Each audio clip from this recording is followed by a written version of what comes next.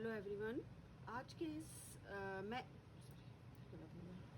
Hello everyone, I am Rita Srivastava. आज के इस वीडियो में मैं 10th क्लास जनरल इंग्लिश का lesson 3 salutation to the nation, राष्ट्र को सलाम नाम का जो लेसन है, इसकी वर्ड मीनिंग्स और साथ में इसकी एक्सरसाइजेस कराऊंगी। सेकंड पार्ट में मैं इस लेसन का एक्सप्लेनेशन दूंगी और थर्ड पार्ट में क्वेश्चन आंसर कराऊंगी। तो शुरू करते हैं। वर्ड मीनिंग्स, यहाँ पर ये वर्ड मीनिंग्स दी हुई हैं, अंदर भी यूज़ हुआ है ये। तो ये वर्ड मीनिंग्स हम आपको बता रहे हैं। डंजियन, कालकोठरी, हर्ल किसी वस्तु को जोर से फेंकना, जोवियल माने प्रसन्न, अनटूवर्ड मीन्स कष्टपूर्ण, गैलोज फांसी का फंदा, एम्ब्रेस गले लगाना, डिलीरियस उत्तेजित, बज धीमे से खिसकना, ट्रीचरस विश्वासघाती, सैक बोरा, फ्लॉक झुंड और शेड मीन्स किसी वस्तु के टुकड़े। अब आते हैं हम इसकी एक्सरसाइज पर। तो ये एक्सरसाइज बच्चों को खुद से करनी चाहिए, लेकिन फिर भी मैंने इसमें सॉल्व की है आपके लिए। Use the following words in your own sentences. Treacherous, ये बनाया है मैंने सेंटेंस, सब बुक से ही लिया है ज़्यादातर। The British were bent upon their treacherous way. Jovial mood. Bhagat Singh and his comrade sang patriotic song in a jovial mood. Reluctant. I asked Mohan to come with me, but he was reluctant. Reluctant means hesitate करना, हिचकिचाना. Embrace. In festivals, we embrace each other. Flock माने झुंड. Birds always live in flocks. Question number 2. Give one words for the following expression. यहाँ पर sentence दिए हैं, इनके लिए आपको वन वर्ड चूज करना है, मीनिंग वन वर्ड में देनी है। अ रूम फॉर वन और मोर प्रिजनर इन प्रिजन और पुलिस स्टेशन, इसका वन वर्ड में आंसर होगा डंजियन, ये दिया मैंने। The act of killing somebody especially as a legal punishment, execution, इसका होगा। थर्ड सेंटेंस है a person who suffers very much और is killed because of their religious political belief, इसमें 2 वर्ड्स आप यूज कर सकते हो, एक तो पैट्रियट और दूसरा मार्टर्ड।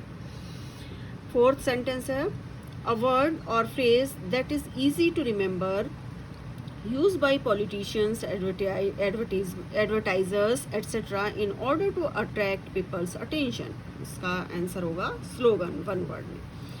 एक्सरसाइज जो क्वेश्चन आंसर है वो मैं आपको थर्ड पार्ट में बताऊंगी।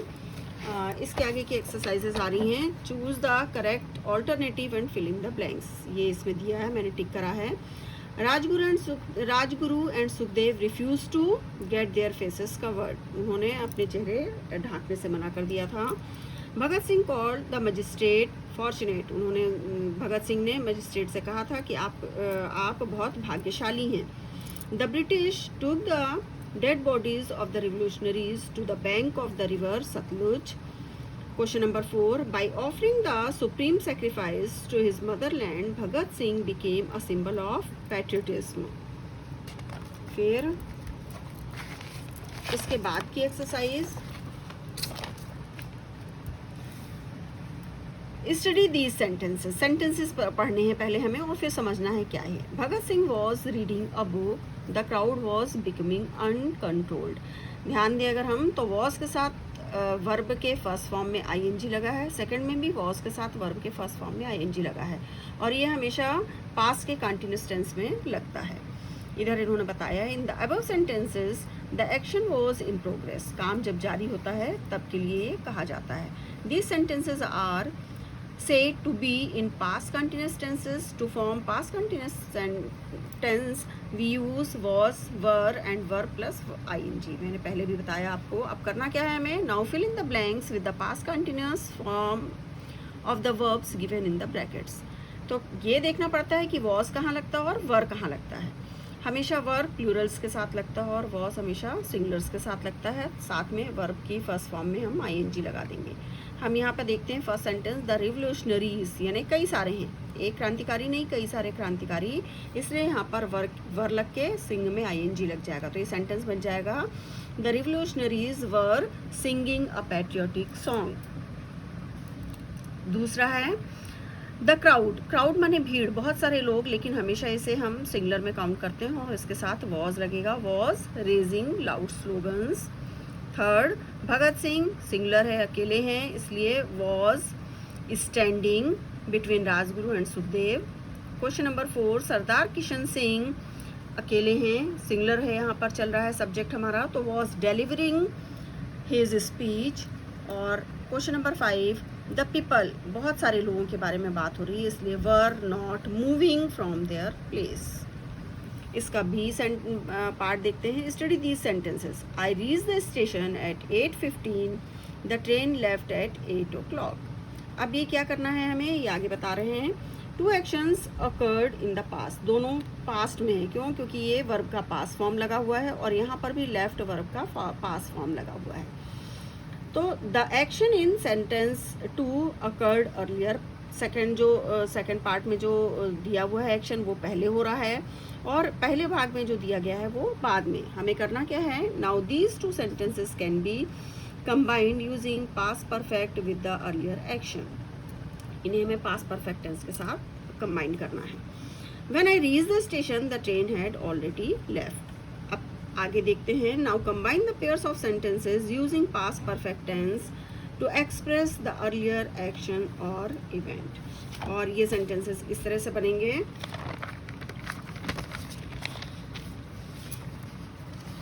When the sun rose I woke up some time later. ये सेंटेंस बनेगा when I woke up the sun had already risen. Second sentence, the fire burn down all the huts, the fire brigade arrived later. ये sentence बनेगा the fire had burn down all the huts when the fire brigade arrived. Question number 3, I did not see him for many years. I did not recognize him at once. I couldn't recognize him because I had not seen him for many years. Question number 4. The match began at 10 a.m. The spectators packed the stadium at 9 a.m. ये बनेगा when the match began the spectators had already packed the stadium. Question number 5. The teacher said they could go home. They did not complete the assignment. Sentence बनेगा the teacher had told before they completed the assignment. इसके next exercise है fill in the blanks using correct form of the verb. आपको ये past perfect ही tense लेके चलना है, इसलिए इसकी फॉर्म लगानी है। पास्ट परफेक्ट टेंस में जैसा हमने पढ़ा, पहले वर्ब हमेशा थर्ड फॉर्म में होती है, सेकंड फॉर्म और थर्ड फॉर्म लेके चलता है। इसमें हमेशा हम हैड के साथ वर्ब की थर्ड फॉर्म का इस्तेमाल करते हैं और एक सेंटेंस में वर्ब अपने सेकंड फॉर्म में होती है। तो ये बनेगा by the time the doctor arrived the patient had died.